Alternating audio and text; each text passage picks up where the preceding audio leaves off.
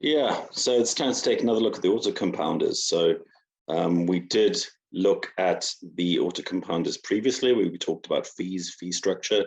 So Grim being at 2% into the team, etc., and 2% to buyback and burn Grim, and then Yieldwolf was a straight 3% to the team. So nominally, Yieldwolf are then cheaper on fees because they just charge at 3%.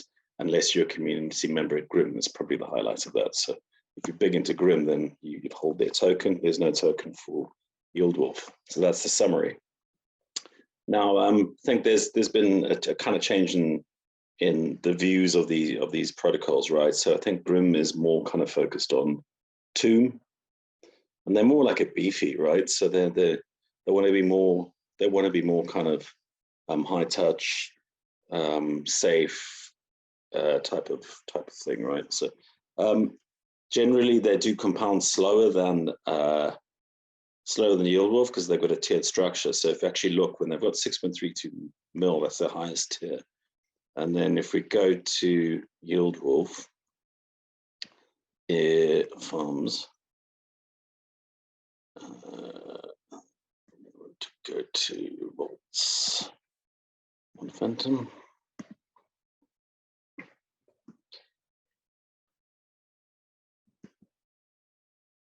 If we look at Tomb, is it going to show me all the Phantom Tomb? So Phantom T shares at 1.15, and they're at 1.175. Phantom Tomb, they've got a 60/40, so this would be the direct analogy, 0.737. They're a similar number, right? So at max stretch, then Grim obviously can compound as fast as Yieldwolf, but they're more kind of split in terms of what they do. They don't chase the goose walks anymore.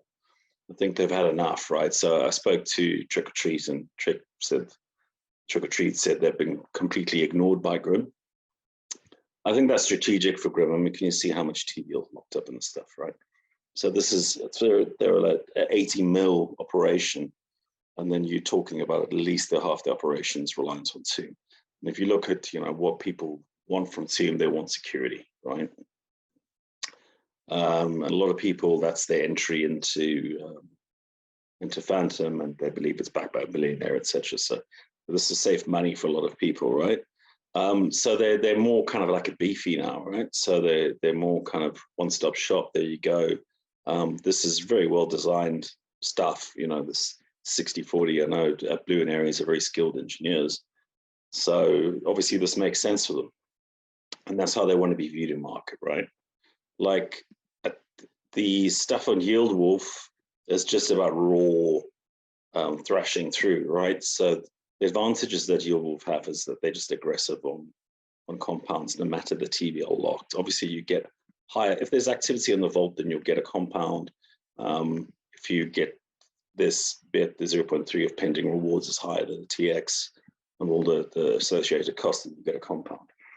So it's not directly tiered like Grim are in terms of compound frequency. So Grim are more like, if the vault is 10,000, then we will auto compound this often. Where this is more just kind of ad hoc, yeah. Something happens with compound, basically. So that's why you're seeing similar numbers. Even these guys have got a lot less TVL. They've only got they've got a fraction of what Grim do, but they're compounding at a similar rate. Let's go to all vaults. Yeah, so they're more. So I think what's going to happen is like Yieldwolf will do more of the degen farms. Yeah, they're going to do more of the goose forks. I spoke to them. They're going to start doing liquid driver, which I think they're going to do really well at.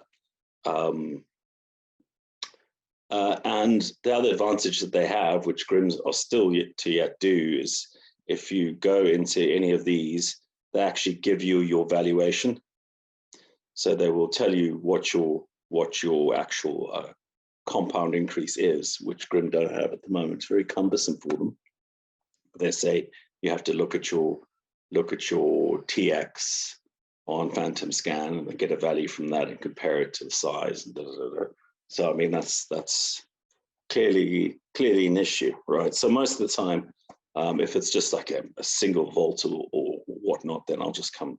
I'll use Grim. Grim is like the Amazon of Phantom, right? Like they've got absolutely everything on here.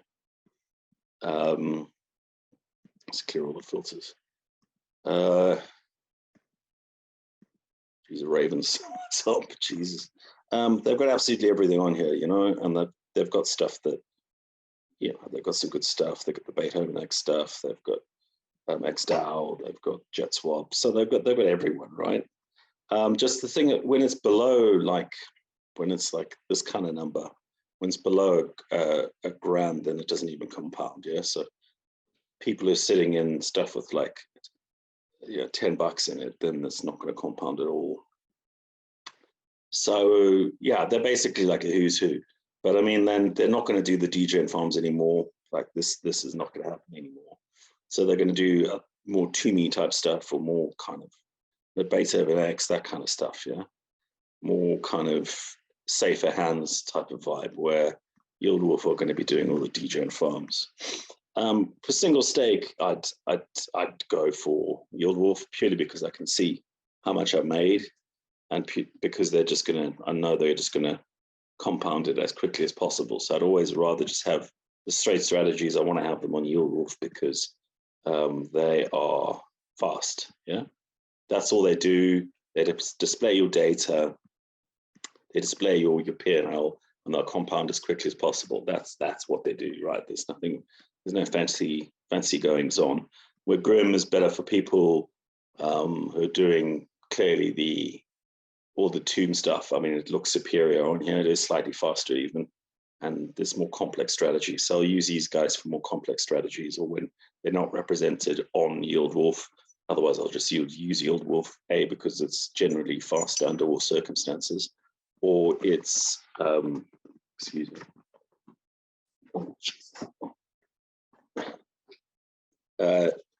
And they display my P&L, and it's generally faster. So that's enough reason for me. So use them both, certainly, right? But yeah, for simpler stuff, definitely Yieldwolf. For more complex stuff, Grim for more completeness. It's probably the upshot. Thanks.